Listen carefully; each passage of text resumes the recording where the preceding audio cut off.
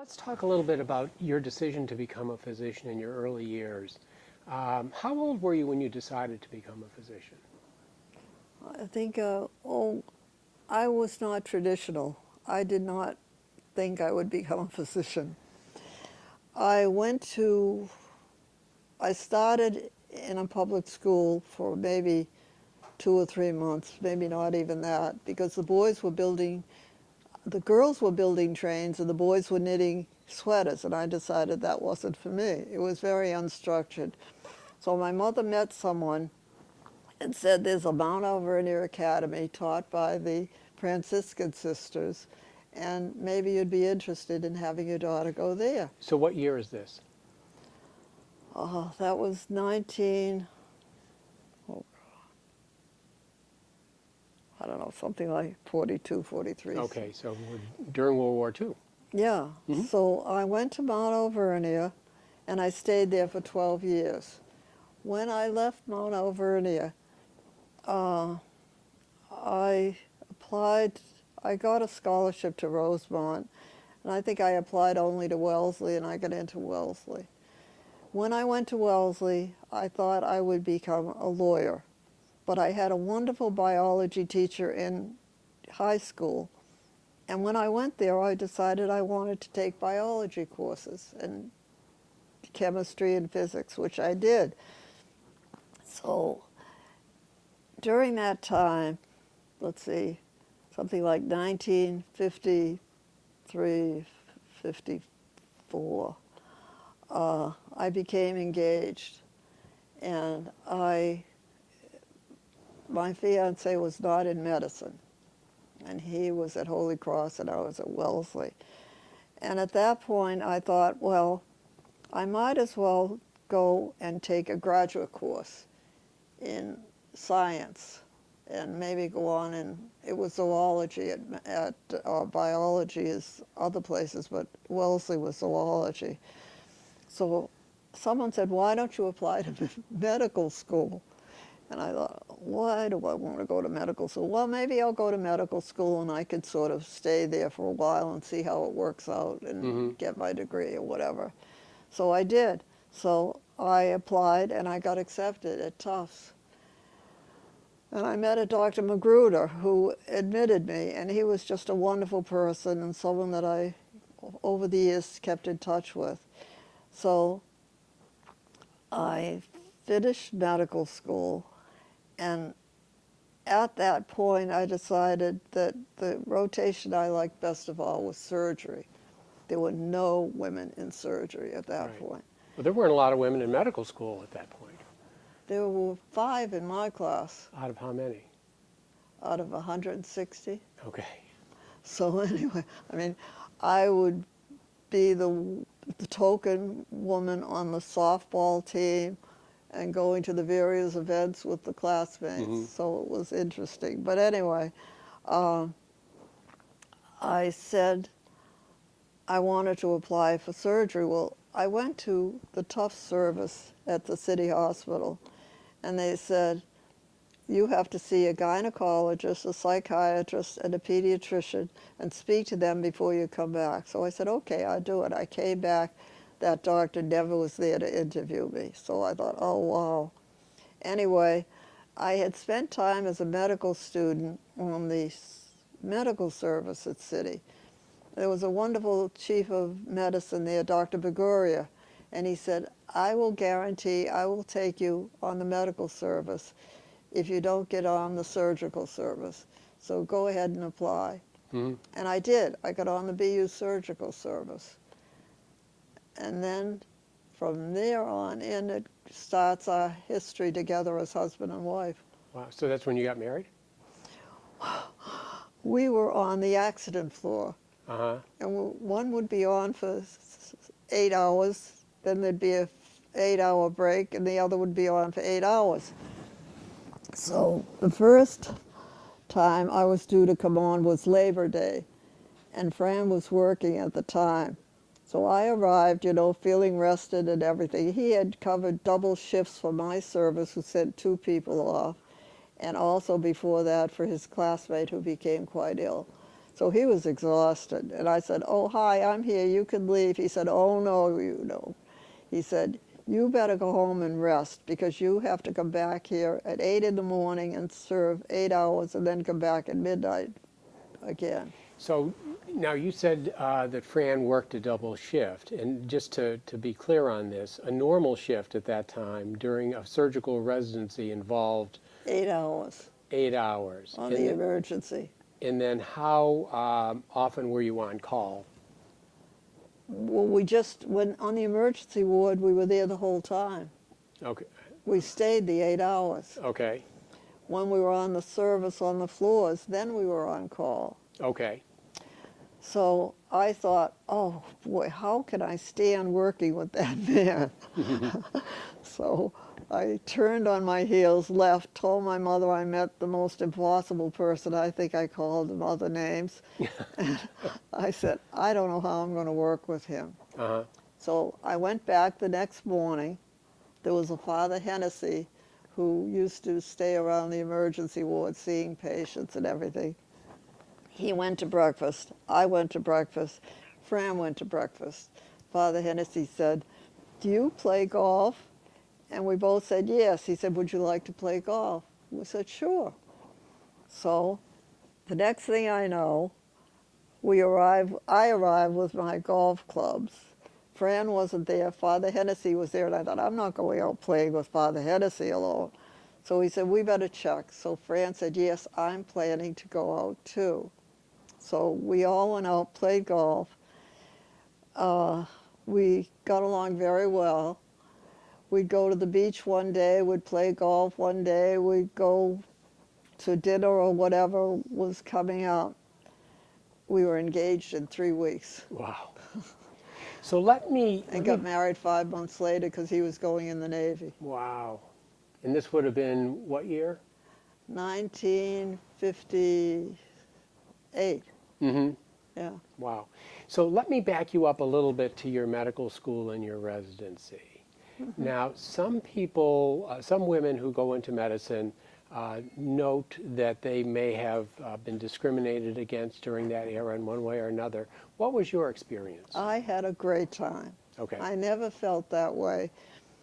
My classmates were very supportive. They were wonderful to me. And we had a classmate who had mental problems, and those classmates would stay by me constantly to make sure that I was protected. Mm-hmm. In residency, again, I was the only woman. They would send me off to the operating room to do the nice cases, and I'd say, but I can't. I have to finish my work on the ward. You go ahead. I'd come back, and they'd have it all done. They were just fantastic. Mm-hmm. And that same group, we met year after we finished completing our residencies. So I never felt that way. Someone said, how were the nurses? The nurses were wonderful because I knew they knew a lot more than I did. They were there for many, many years before me. Mm-hmm. So I never felt discriminated against. And in fact, when I was due to have my first child, I was on thoracic surgery. And it was every 3 nights. Every third night I would be on. And I said to them, I'm very happy to cover. And they said, no, no, no. There's 2 of us, we'll cover for you. Mm-hmm. Which they did.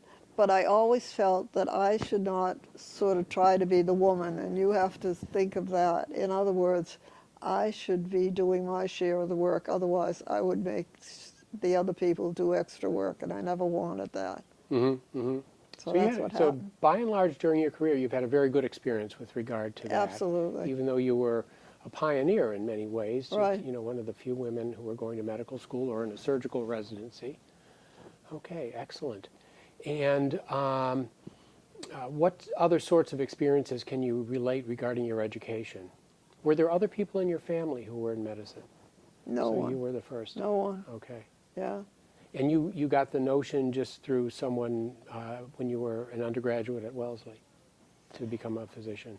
Not a physician. I was going to go to graduate school in science, Mm-hmm. mainly because I was engaged to someone. Mm-hmm. And then it turned out that I can't say I blame him. He wanted to get married, and I decided I wanted to finish medical school. Mm-hmm. So that's the way that went, Okay. fortunately Turned for out me. well. Yes. Okay, great.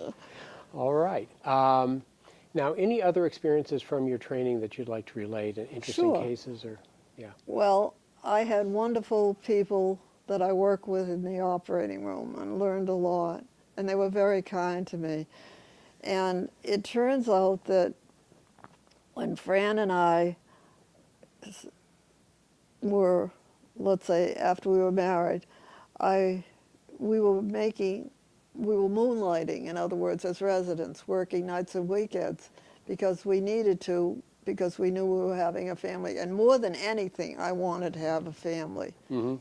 So we would make house calls, and probably one of the most interesting ones was I was about 8.5 months pregnant, and I went to this house in Newton, and I climbed 3 flights of stairs, and I saw this very kind, nice man who had been at the racetrack that day, and he told me he had flank pain radiating into the groin. And I took his pulse, which was very, very rapid, and I put it all together, and I said, I think you have a leaking aortic aneurysm. Mm-hmm. Well, I said, I'm going to get the ambulance for you. And we were being paid something like $10 for a visit, a house visit. Right. So anyway, he said, okay. The ambulance came. The ambulance drivers came up to the 3rd floor, tried to put me on the stretcher, thinking it was me, patient, being 8.5 months pregnant.